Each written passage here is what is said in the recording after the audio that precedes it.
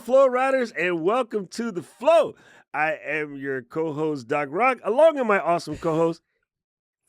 Hey everyone, it's Katie. I was debating saying I'm the host. I'm the host now. It's a host takeover. Co-CO. I know, which stopped me. See that I was like, oh, Doc's being nice, so I won't be mean today. I'm feeling it's pre-Thanksgiving punchiness over here. I apologize in advance. So Thanksgiving comes around and your American side leaks out. The Canadian niceties are out the window. Out the window. We're past Canadian Thanksgiving. Now we're thankful for being punchy. It was very good, except for I was freezing. Anyway, Katie, tell everybody about our awesome guest we have today. Oh my goodness. Well, let me set the stage for you because I went back a few months ago to an incredible event called Momentum in Florida, and I got to hear Cassie speak. And which sounds crazy saying it like that.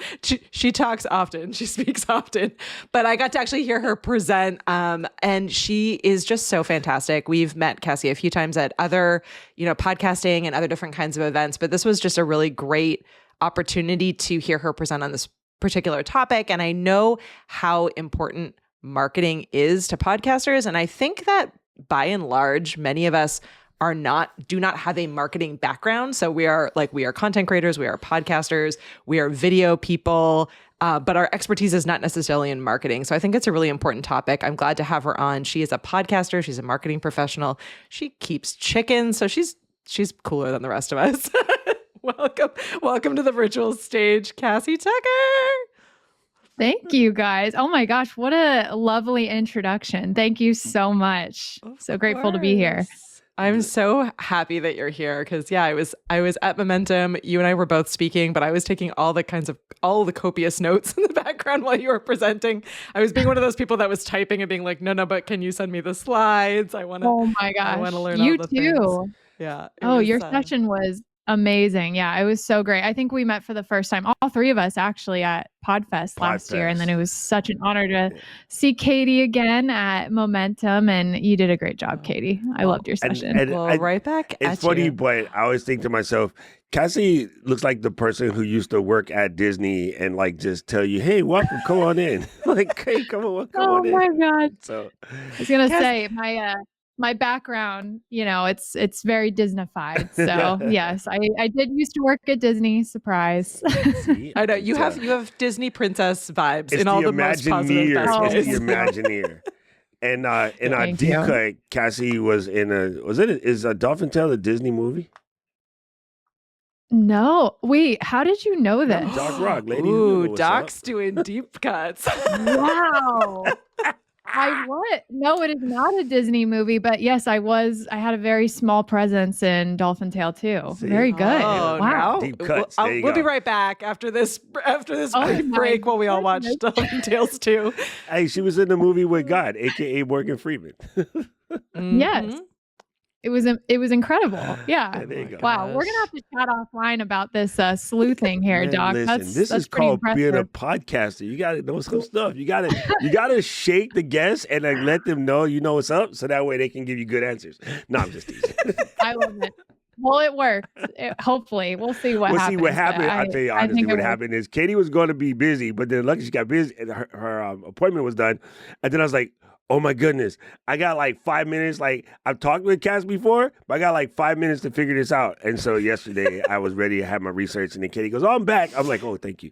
So then I'll have to be here by myself. I made Doc do panic mode interview question. I love it. Doesn't panic. How dare you? That is. Well, okay. It was. Wait, she's making me speak in the third person. I quit. Organized panic. There you go. Organized panic. Well, I want to start, I think, a little bit big picture. So I want to start at the beginning. I think a lot of people that watch and participate and listen in this show are people who, as I said, would not define themselves as marketing people, and they've worked hard to either get their podcast up and running, or they're still in the kind of the planning phases of starting their podcast. So what is the first thing people should be thinking about or starting with when they are approaching marketing as a non-marketing person for a podcast or show?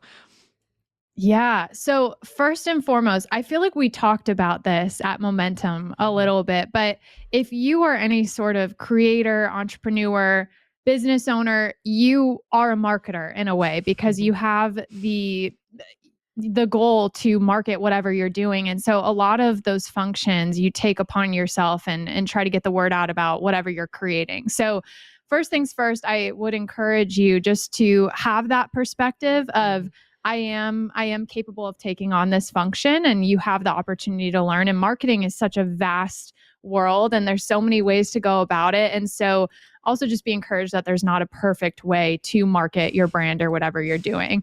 But I think first things first is just understanding why are you podcasting in the first place? Kind of what is that goal for your show? How are you going to add value to people?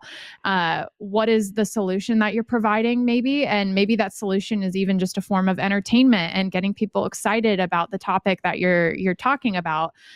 Comedy, having fun, making people laugh. And so what is that thing that you're trying to do with your show? And with that, who are you speaking to? So I feel like a lot of times people will start a show and they don't really know who they're talking to. And so it's really hard to cater a message and cater content around something when you don't know what that consumer is looking for. So doing some research on who is that person you're speaking to, where do they live? What are they looking for? Kind of where are they at in their journey with regards to your brand and what you're creating? And then you can kind of start to create some messaging around that. But really having clarity around your message and your platform, first and foremost, is a really great way to start. And then everything else in terms of just episode topics, et cetera, are a lot easier to come up with when you have those elements locked down. You know, it's really fantastic.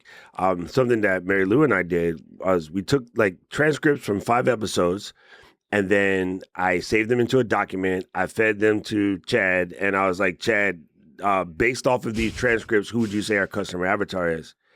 And yo, homie nailed it. Like nailed it perfectly. And then I said, okay, well, let me know from this if there are any gaps in the conversation, like who should I be talking to that I'm not? And it was like, well, at this moment, you know, nothing, because I think you got to, because we say it all the time in our show. I think we knew what it was before we started. And same for this show, we knew what it was before we started. But still, it's always good just to make sure that you're doing it right. So if you have this idea in your head that my ideal avatar is Cassie, you could take your transcripts and run against the LLM. And if that doesn't sound like Cassie, then you're not saying what you said you was going to say. It's so true.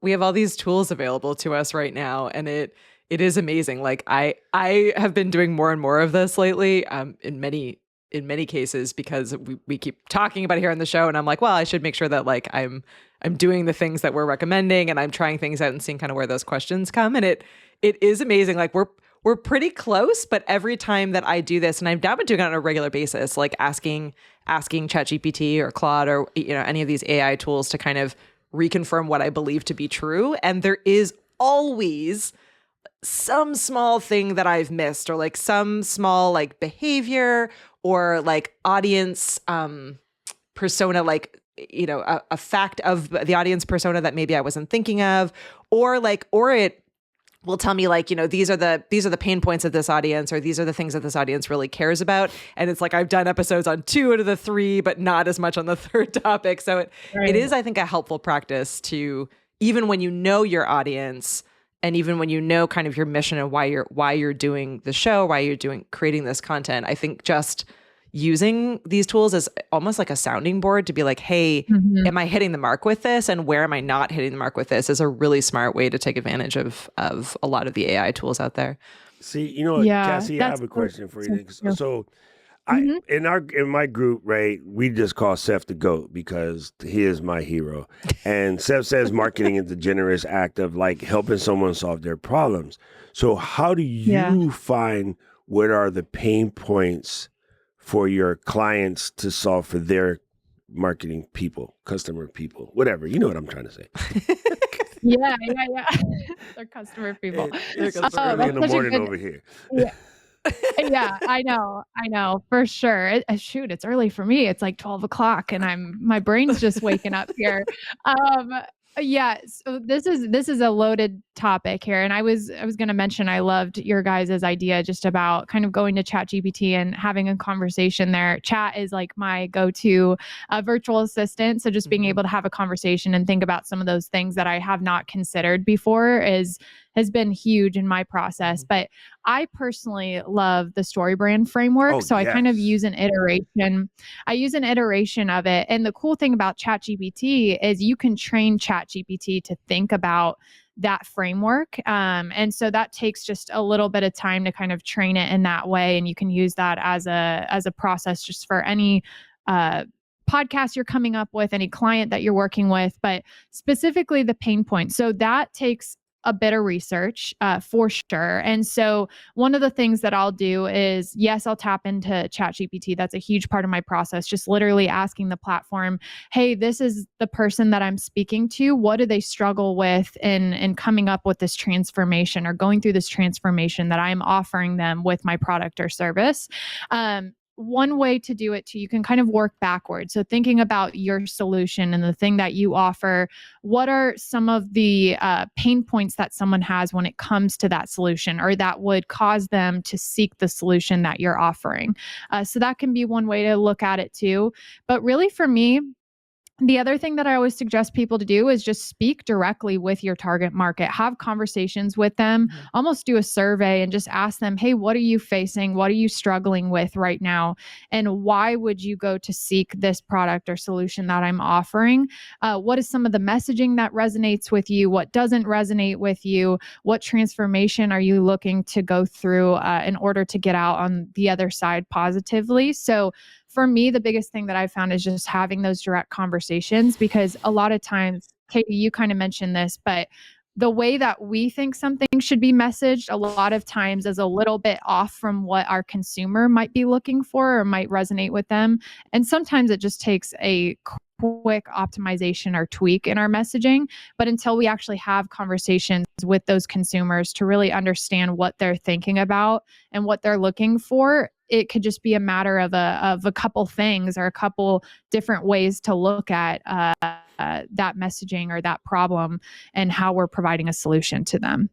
Nice. Yeah, absolutely. Can you talk a little bit, just because I'm sure that some people who are watching or listening may not be familiar with that framework. Can you talk a little bit about the details of it and what it looks like?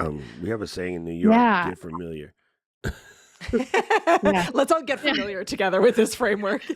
Yes. Oh, I'm a huge fan of it. So for me, just a little bit of background. I worked at Disney. Storytelling is like my thing. I love storytelling. Yeah. It's also proven to work well in a marketing sense. And so one of the things that Donald Miller, the creator of this framework, talks through his book, StoryBrand, which I highly recommend reading if you have not, is the power of story and why it works, and kind of tapping into Hollywood and how the sequence of a movie is created and how people are attracted to that kind of storytelling and how we can infuse that into our brand. So the StoryBrand framework, they have a free framework worksheet available online. So that's something you can download and kind of take a look at. But in a nutshell, it talks through the consumer, who is the hero of your story, and the problem that they are facing and how you can walk them through that problem to get them to the other side, aka the transformation that you're offering. So it goes into detail of who is that hero, who is that consumer, where do they live? What are they looking for? What are those demographic or psychographic details? Who are you as the guide in the hero's story? You as the brand are walking them through, again, that story of transformation. So what are the details of your brand? How do you empathize with the consumer? How do you have authority in your space? So tapping into some of those accolades in your past experience. And then what does that transformation look like? So when someone comes out on the other side, what does their life look like? How is it better because they have worked with you as the service provider? And then if they don't work with you, what does that negative outcome look like? And so after completing that StoryBrand framework for your brand, you kind of have this overall guide or skeleton for messaging that you can use for your website, for email marketing, for social media, etc. But it really gets you into a really good mindset for how you should be speaking to your consumer. Again, I kind of use a version of it. So again, I talked about how in marketing, there really isn't a perfect way to market. So kind of taking some of these tools and using it as a foundational guideline to just kind of step forward, and you'll learn over time what works, what doesn't. And a lot of times you'll learn that through having those conversations with your consumers over time. Yeah, listen, people, I want you guys to really pay attention to this, because anybody that's been around here, imagine this concept, right? There's a reluctant hero who has this power within them that they need to get out. And they try and try and try, but they can't really find it because they don't really realize they have this power. And then they meet some 700-year-old green Jedi that talks to them in weird language. And then eventually they put out a show that crushes it. My story brand is freaking Star Wars. I've been doing it effectively for years and absolutely freaking crushing it. I can see, I can show you the Jedis. There are Jedis in the chat right now, Paul Duncan. Reluctant hero ran into the 700-year-old wise person that talks in circles, and then all of a sudden they're out here running things. Ladies and gentlemen, I introduce you Jedi Paul Duncan.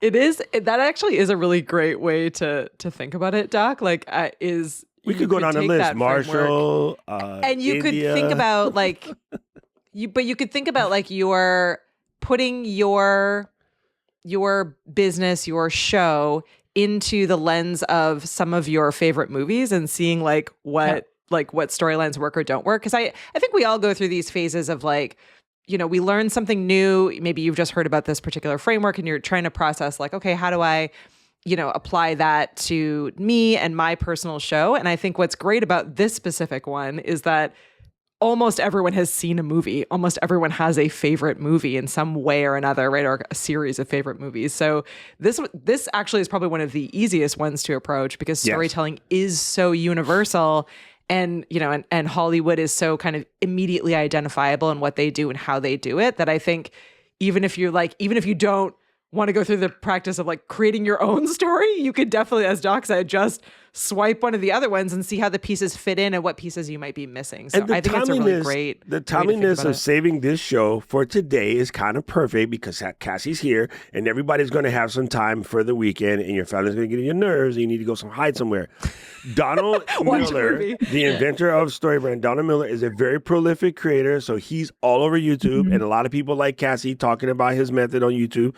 The was it Dennis Merchant, whatever, the Pixar method, also heavily talked about. So you can study up on those two, or you can cheat and just tell Notebook LM, here's the storybook PDF, here's a couple of the articles I found, teach me story method in a give couple me a of podcast days. and and it will generate you something that you can listen to while you hide from your family in the backyard with a sip of whiskey.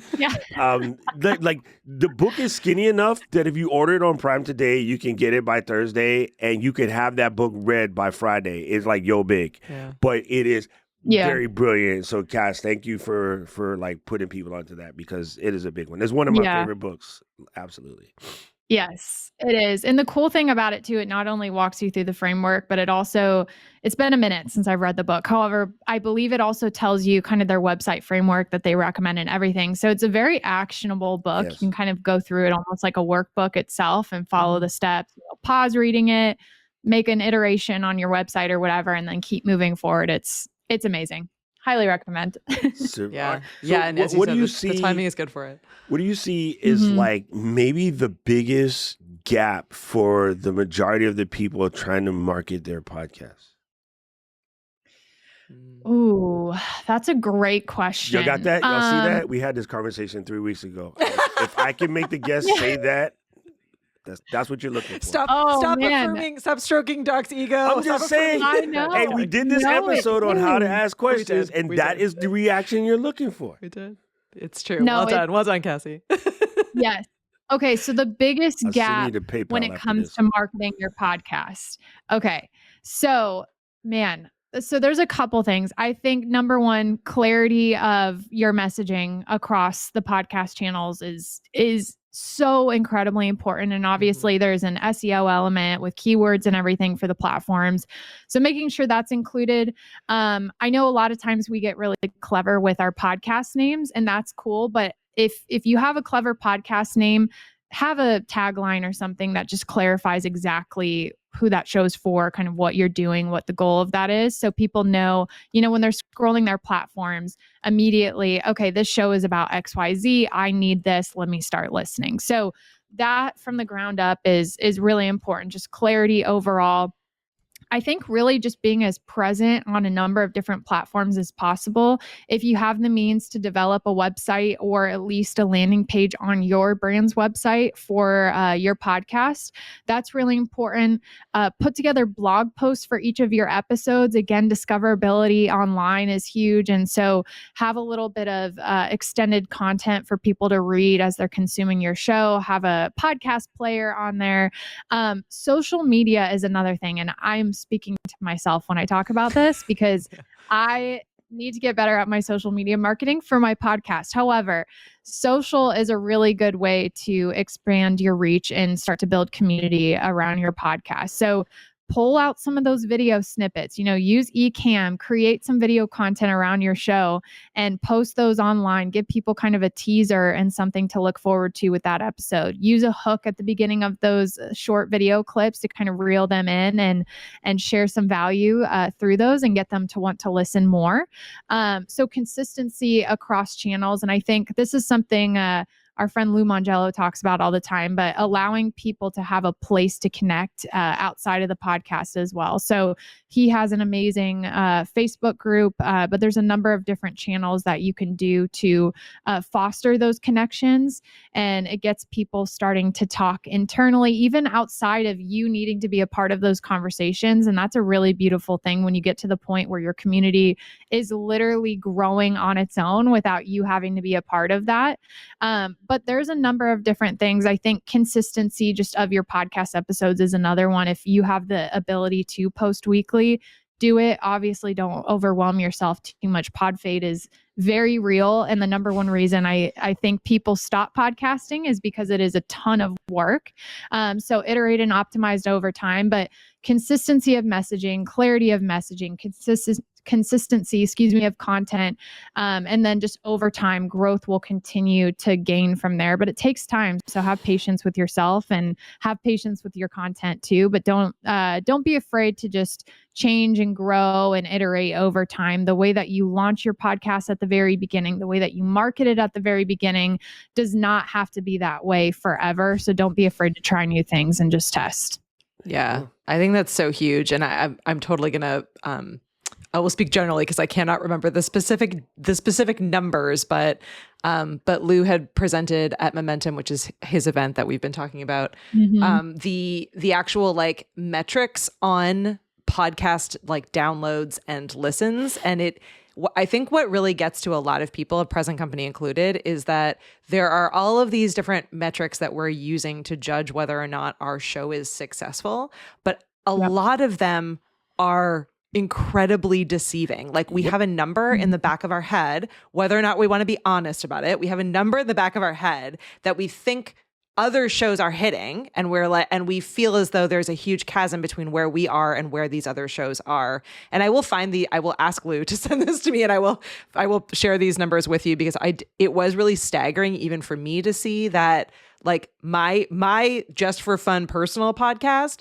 was performing like as well as like in the same kind of bucket of like good, well-performing shows, and I never would have guessed that. Like the numbers that I'm looking at feel is, but it small, used to be if more than 178 person listened to an episode, you are in the top 2-3% of podcasts. Right? Wow. Yeah, it's a really low number. It's way small. It's way smaller than you think. Yeah, which is crazy. So I think it's like everything you just said, Cassie, is really important. That like it's okay to make changes, and it's okay to kind of take a look at what's working and not working, and you be focused on your original goals. But I just want to also say to everyone that I think a lot of the like, whether or not we've written it down, like a lot of the internal feelings that we have around some of these goals may not actually be accurate. So, so it's really important to like accept those small wins and that small movement forward, like, and keep track of those. Cause you're right. I think just consistently being there, putting in the work, growing that audience, growing that community, and showing up is all hard work, and it does pay off, but it pays off over time, and the percentage of growth is probably a lot lower than you think is successful, and that's not true. You are winning and you just don't even realize it. That's so true. And I think that's also important to your point, Katie, of having this like greater purpose around why you're doing what you're doing. Yeah. Because, numbers, income, all this stuff, it will come and go. It will go up and down all the time. And if we use that as kind of a benchmark for whether or not to keep going or to quit or not, I mean, we're going to fade real fast. And so for me, I'm going to be honest, like it's been hard over the last 3 years of doing my show. There's been a lot of ups and downs. There's been a lot of questions I've had to ask myself about, is this the right thing or whatever? But 99% of the time, I go back to thinking about the people that I'm able to help and impact. And that keeps me going. Like no question. I'm like, okay, like it's all good. This stuff's the past. It's fine. And exactly. I just got to say, Cassie, you are winning all the points today. Like, I don't know, I'm sending this Christmas gift. All I ever scream at these people about is figure out what your purpose is. Otherwise, you're spinning wheels. Everybody's like, oh, go with your passion. Passion was my ex. We thought it was cool. I don't even we don't talk to each other. You know what I'm saying? Passions go away. Purpose is real. Like, purpose is real, right? And all I tell them, look, you got to figure out your purpose. Well, I don't know what it is. Well, figure it out. Well, how do you do that? If it was that simple, bro, I would sell it. Like, if it was that simple, I would sell it. I would be Zuckerberg. But seriously, you can do the work and you can figure out what your purpose is. And it hits you like a ton of bricks once you know, and then it's glorious. Yeah. All right, so James asked the question, and James wants to know, what insights have you learned while hosting the Universal Studios podcast that could translate to us early stage podcasters? Great question, James. Oh, deep cuts. That's a great question. Yes. Oh, man. Okay. So I'll preface that obviously a very corporate podcast is quite different from what we creators do, right? However, I think the biggest thing that I have learned from that is really paying attention to what the fans want. Universal has a bunch of fans. There's a ton of park goers each year. And so the way that we think about a topic that we're diving into is very different from what a consumer is thinking about. We kind of already talked about this, but really engaging the consumers and the fans in asking for questions, asking for feedback. What do you want to hear? What question do you have about Universal Epic Universe opening next year? Because again, we are so deep and thick in the woods of a topic that some things that a new consumer to the brand may think about is something we would never consider. And so allowing them to be a part of that process and helping to shape that content.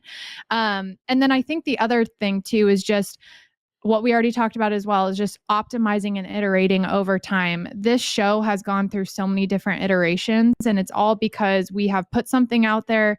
We've listened to the fans, we've listened to the data, we've looked at the insights, and we've been able to use that as a way to shift and move forward. And I think just being open and transparent about those shifts. So you don't have to tell people too much about what's happening behind the scenes, but letting them know, hey, look out for this change, or look out for this new style of content we're putting together, or whatever. So I think just humanizing the brand as much as possible. It's a lot harder from a corporate level podcast, but just allowing people to be a part of the process with you, growing that connection with them. And that's really the biggest things I've taken away. We heard you. It's simple. We heard you, and now we're going to do this. Like, people love to hear that they got heard, right? And I think it's great with Ken and Glenn is you guys will ask for a feature, and they'll put it out. Just say, hey, we heard you guys, and you guys requested this, so this is what we're going to put in. We didn't even think about it. Like, give them the credit or the response that, we are listening, and we are going to give you what you're asking for. And then they're in. Like, they're in like Flynn. So that's quite very good. Very good. We're winning today. Yeah. Chris said, I love this episode. Punchy days are the best kind of days. Well, I have I was joking before we jumped on that I only ever bring people on to ask my own questions so that I can learn as a selfish interview host. So let's hear it. In the phase of selfish interview host, I feel like I often know the right things to do, but default when I get busy down to just checking boxes and getting stuff done. And particularly when it comes to probably a little bit more on the social media side than in other marketing channels. Mhm. But it's very difficult for me to kind of battle the just come and listen to my show, just come and watch my show, just like, just come back and listen to it. So I guess my question is do you have any tips or tricks on trying to get out of that habit, or to figure out what ways would be successful so that you can get into like a better routine of creating better content? Yeah. So this is something I've definitely faced too, Katie. So you are not alone in this. I know I'm not alone in this one. Yeah. I think for me is I've had to kind of schedule regular check-ins with myself of just kind of sitting down, analyzing, okay, this is the current production process. This is how I'm currently marketing the show. This is how I'm currently building community. Literally every function under the sun that you currently have with your show, schedule regular check-ins. Like I will literally block my calendar off for a whole entire day and dedicate it to doing an audit of what I'm currently doing and coming up with a plan forward. I think the other thing that makes that a little bit easier too is documenting literally everything. So I'm a big SOP fan, standard operating procedure. So I'll write down literally, this is the current way that I am producing, promoting, etc., a episode. And so when I'm able to kind of sit down and do those regular audits, I can look at that SOP and make iterations and whatnot to that. But I think that's the biggest thing for me. Specifically, I'm a calendar person. So if it is not scheduled, it is not going to happen. And so I have had to be very intentional about blocking that time and kind of sitting with the current scope and outlook of something and being able to kind of like fully focus on that and it doesn't have to be a day. It could be, 2 hours or whatever, but just scheduling that in has been the biggest thing, and not being too married to the current way things are. I know we all like love what we're building and everything. And I think there's certain things, at least for me, that are non-negotiables, but also being open to changing and everything like that. But I think just making sure it happens, being very intentional about that, treating your podcast, for example, as a client, like literally putting the amount of intention into your show and what you're building as you would with a client or someone that's paying you. I know a lot of times, like, we're not making money podcasting yet.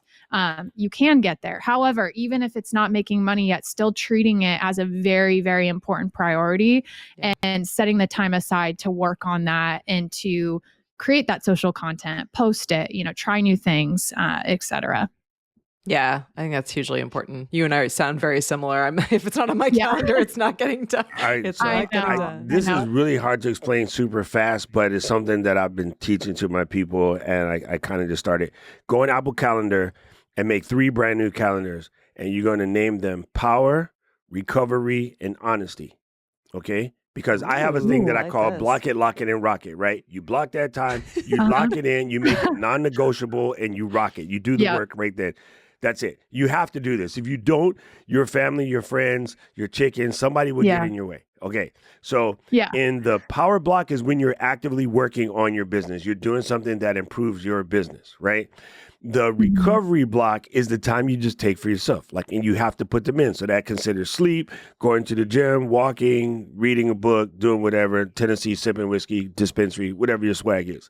And then the honesty block is what Cassie just said, where you do your recovery, your check-in, and you be absolutely honest with yourself, and you actually keep score of how many times you took away from your power block to do something that wasn't in the power block. And then all you do with those is you draw them on the calendar. You don't have to put any event. You just take that block and you literally just label it honesty, and you drag it out. And that's where you sit down for that time you said to do your review. In your power block, that's where you put in anything you're doing for work, any marketing, in this show right here where you'd be guesting, that's all in your power block because that's all improving your business. And then in your recovery blocks, I started at sleep. So you can even start paying attention to your sleep. So I bought a sleep tracker and everyone's like, oh, those are stupid. No, they're not, because I'm actually sleeping better now. You know what I mean? It's not really about the stats or your oxygen or whatever. It's like, I'd like to see me close the circles, and as dumb as it is, I would go to bed at a normal time now instead of staying up to 3 o'clock in the morning vegging on something really crazy. And then Katie's like, "Oh, you got to do this thing at 5, huh?" What? Yeah. So yeah, and I as I define it more, I will turn it into like a PDF for all you people who insist on having it hard. But it's literally you just draw colorful boxes in your calendar. A paper calendar is good for this because you can use a highlighter, and washi tape also works. The one I love washi tape. You're speaking my language, but the one thing that I would add to that, and this was I was doing a training with Kat Mulvihill, so shout out to Kat because this one part blew my mind. I realized that I'm the person that I will always screw myself over when it comes to blocking time. Like if I've blocked time off and it's just me on my calendar, I totally give myself permission to be like, well, I'm gonna check my emails instead or do this other thing instead because I'm not accountable to anyone but myself. But if I was to block that time off and put Doc or Cassie on the calendar invite, then like I 95% of the time I'm going to show up for them, right? Like unless something super urgent has happened, I'm going to be there to show up for the person because I'm a people pleaser, right? I need to be there. I want to be held accountable. So guilt, Canadian guilt. So I have been thinking more about in those like power block times as Doc was phrasing it, actually adding an accountability partner to that invite. Like, so for me, I'm like, I work from home a lot. My husband also works from home a lot. So I'm like, even if I just put him on that calendar invite, so when he walks by, he could say like, hey, wait, like grabbing a coffee. Oh, you know, Dane would love that. Power block what are you doing, Kate? Right? Yeah, so someone had bossed me around because I actually think that would make a really big difference in what I'm doing because I am very easily distracted. So that was my big takeaway from that. So I'm going to actually mix that with Doc's time blocking idea, and I think that will work really well. Because everybody always talks about time blocking, but no one ever really explained it because it is so self-explanatory that it's easy to do it wrong. And no, I wasn't saying you're guilty. I'm saying I'm guilty of that too. Like when it's but I have guilt. I have guilt over it. Like, and I'm pretty sure Disney Universal over there has the same problem because we all try to make folks happy. Like that was the cross we got bared or whatever that statement is. Yes, I will. I'm very guilty of that. Like if to your point, Katie, if it's a solo thing and someone asks me, hey, can you meet tomorrow at 2? And I'm like, oh, but my like personal thing is blocked here. I'm like, sure, whatever. No problem. Yeah, exactly. Especially if there's food or coffee involved, I'm out. I'm going to help. Yes. Exactly. A fun treat, whatever. For me too, this is like more of a mental thing that I'll do as well. Like when I'm looking at my calendar and I'm considering moving something, I'll kind of take a minute and I'll think about what is the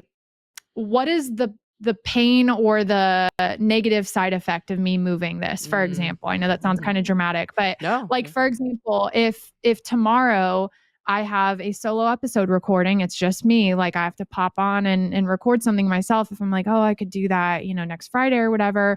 If I don't get an episode out this week, my community is not receiving the content that they were promised when I originally started this show. So just kind of taking a minute and asking yourself, like, if I do decide to put this task off, like what is going to happen as a circumstance of that? And that's kind of an easy, quick, like self-talk for me to be like, okay, never mind. Like, I'm not going to move this because XYZ is going to happen and it's going to be bad and, all that. So yeah, that's a good tip too. That, what if you pay yourself? Stop moving so fast. Okay, so you make a separate account and you pay yourself your hourly rate for the time you take yourself out of working on your business. Oh. So like it actually becomes painful to you. And then that money goes to charity or your kids or, somebody else. So that's hey, I tell you what, I bet you start messing with folks' wallet, they'll stop cheating themselves. Yeah. You're like, yo, it's going to cost me $150 to hang out with Chris. Never mind, Chris.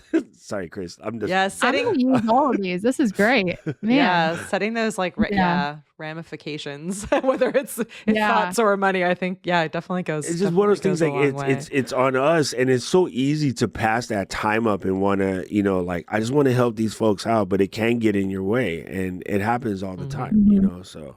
It's definitely the new camera fund. Exactly. Yeah, the new camera fund. Well, now you're cheating on purpose. That would be like, I'm not doing it. Here's $150. Oh my gosh. Oh, that's so I love good. it. All right, so 2025, I'm going to ask both of you guys, and then I'll give you mine. I want to know what is going to be the biggest, like, windfall for marketing, specifically marketing podcasts in 2025, because I got a heater. Oh my goodness. Oh, you got a heater. God. Now I'm competitive.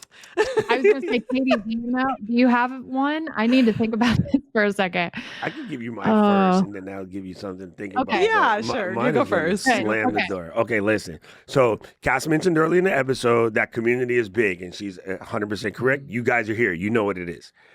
YouTube is adding community to their channels. So you're going to be able to do a lot of the things that are sort of Facebook page or Discord oriented directly in YouTube. So you don't have to send people off the platform. So if you haven't listened to the last 94 episodes of The Flow, you need your podcast to be video and you need it to be on YouTube, and you need to do it this weekend, because when it rolls out, you're going to be behind the 8 ball.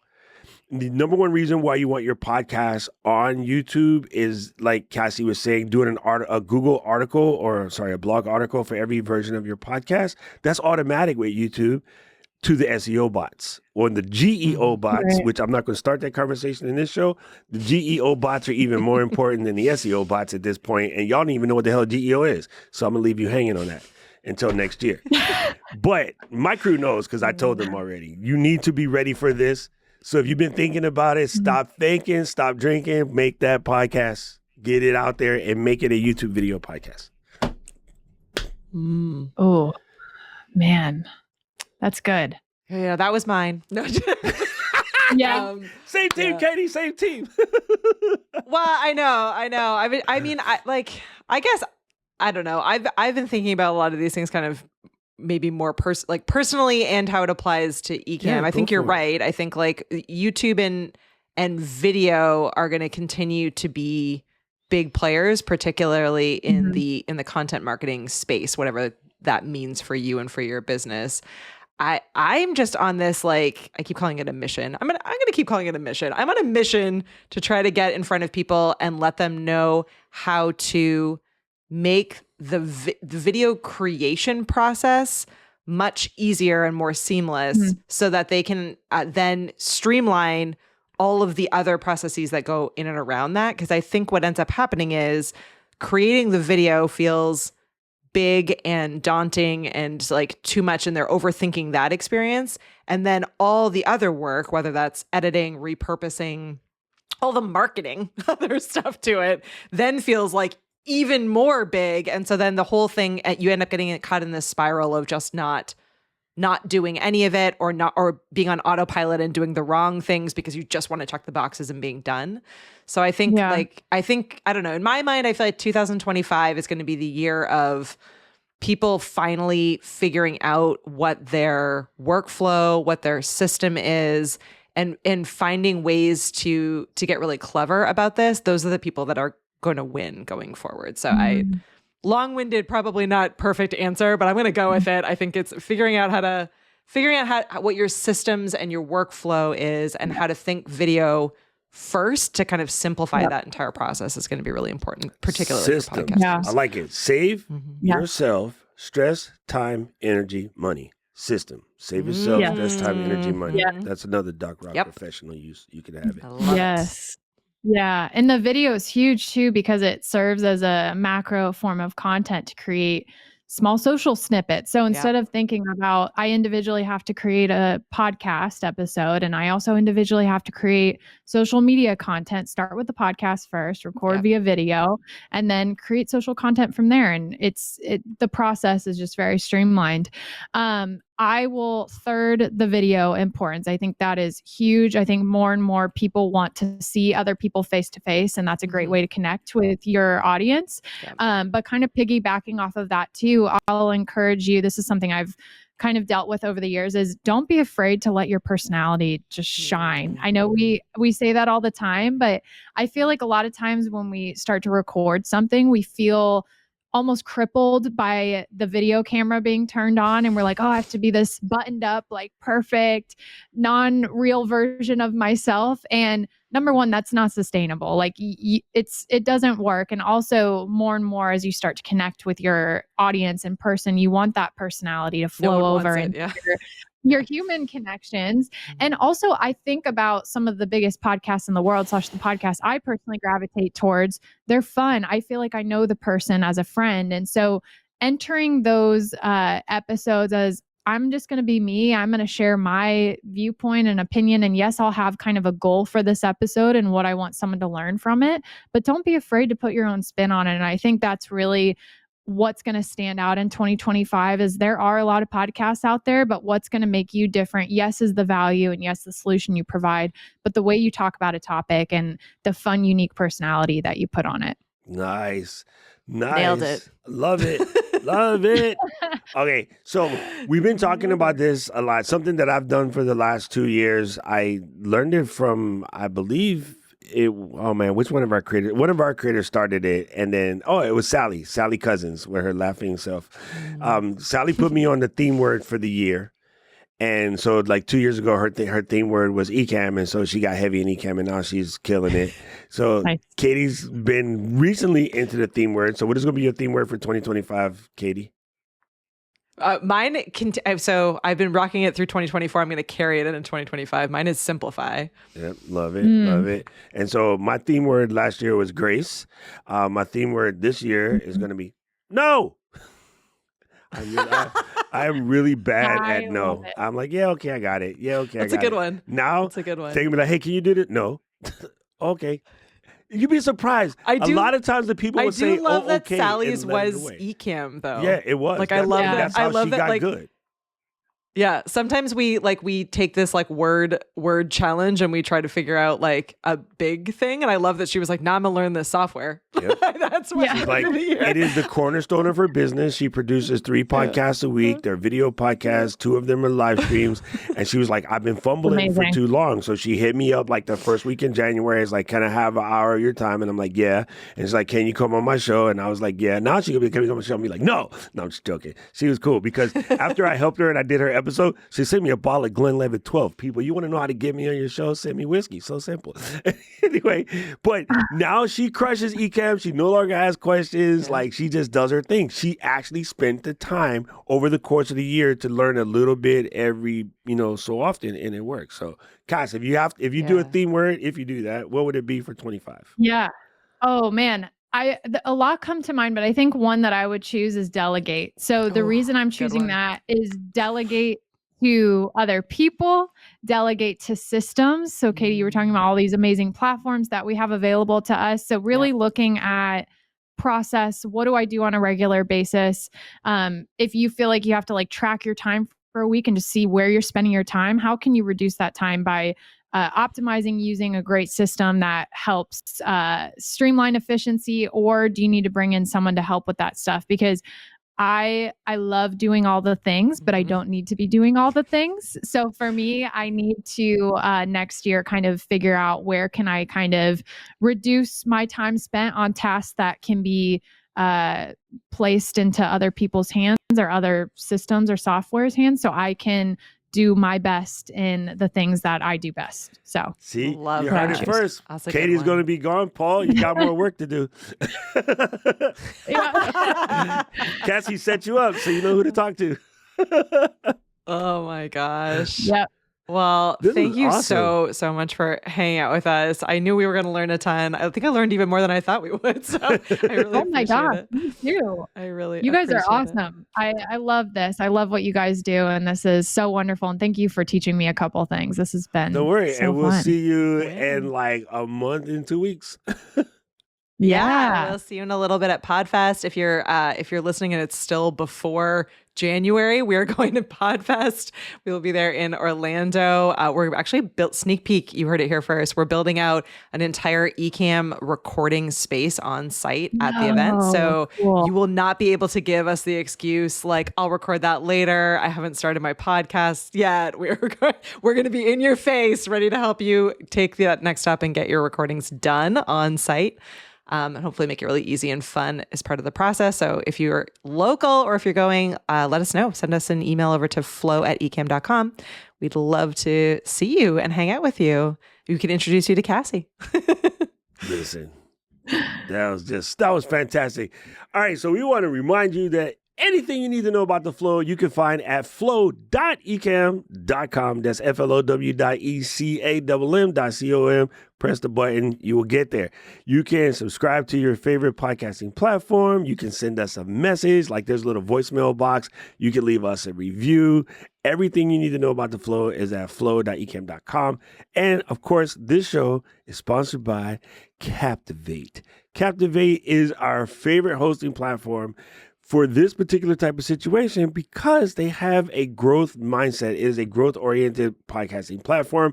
Like you could put your podcast English works. You could put your podcast any place, but why not put it someplace that makes you think about growing your podcast instead of just post and ghost? Check it out at captivate.fm. That's CAPTIVATE.FM.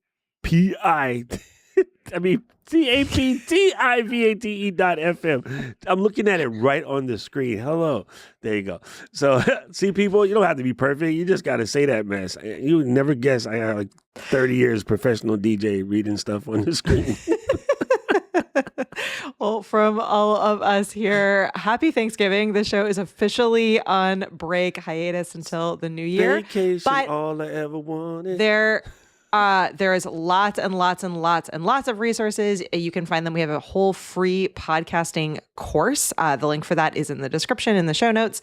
And I'm sure Paul will drop it into the comments too if you're hanging out with us live. So let us know what we're missing from the course because we're going to spend the next couple weeks building out a bunch of more additional content for the course space and then prepping for Podfest.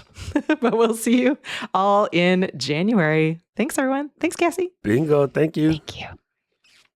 You got to say our flow riders. Oh yeah, see, I was so busy laughing at myself for not knowing how to spell captivate. Flow riders. Oh my out. God. Out. Bye, everyone. It's the holiday season.